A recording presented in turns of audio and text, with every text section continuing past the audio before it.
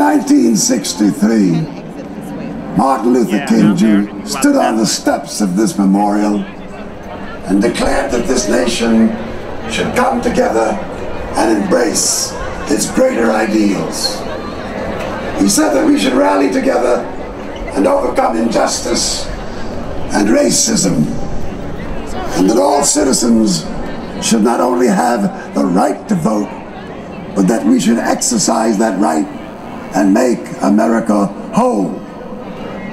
But we are also here to tend to other grievances.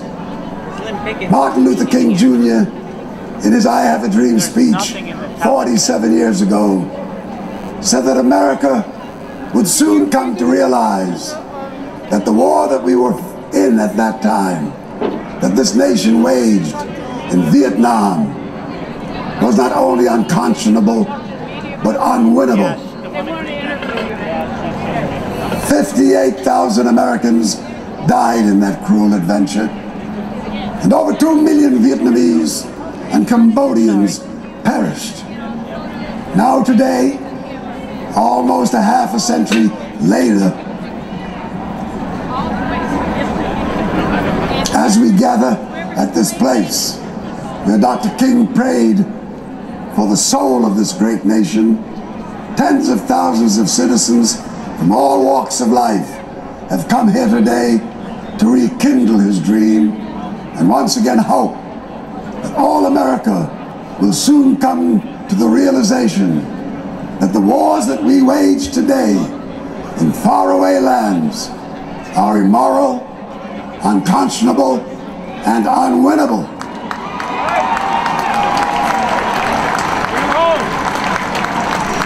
The Central Intelligence Agency, in its official report, tells us that the enemy we pursue in Afghanistan and in Pakistan, the Al-Qaeda, they number less than 50, I say 50 people.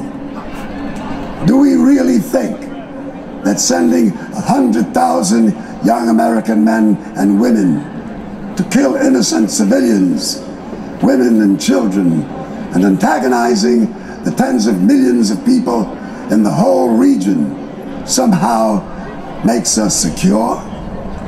Does this make any sense? The president's decision to escalate the war in that region alone costs the nation $33 billion. That sum of money could not only create 600,000 jobs here in America, but would even leave us a few billion to start rebuilding our schools, our roads, our hospitals, and affordable housing. It could also help to rebuild the lives of the thousands of our returning wounded veterans. Dr. King loved this nation. He saw, as all of us here today see, that this great nation should not be allowed to perish. Martin's vision was also the vision of Abraham Lincoln, who understood the evil of slavery and in abolishing that evil saved America. Although slavery may have been abolished, the crippling poison of racism still persists and the struggle still continues. We have the largest prison population in the world, and as we industrialize these prison systems, we rob hundreds of thousands of workers of the jobs that they need and the wages that are rightfully theirs. The plight of women bear no better. Their oppression refuses to yield as rape and domestic violence and sex slaves and teenage pregnancy abounds. But perhaps the greatest threat of all is the undermining of our Constitution and the systematic attack against the inalienable rights of the citizens of this nation, rights that are guaranteed by our Constitution. At the vanguard of this insidious attack is the Tea Party, This band of misguided citizens is moving perilously close to achieving villainous ends.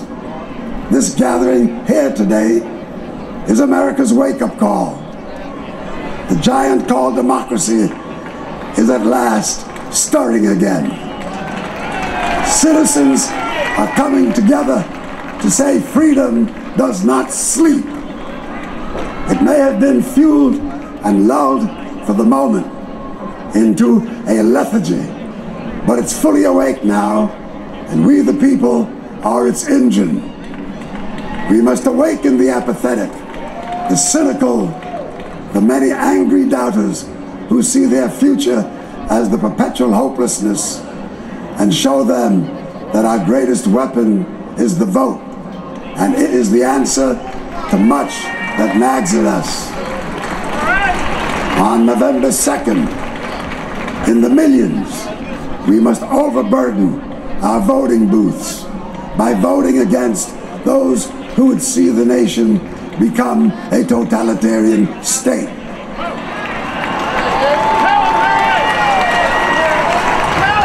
Americans know that Dr. King's dream is not dead. Let us vote on November 2nd for jobs, for jobs, for jobs, for peace, for justice, for human rights, for our children and the future of America. And let us put an end to war. Peace is necessary for justice. It is necessary for hope. It is necessary for our future.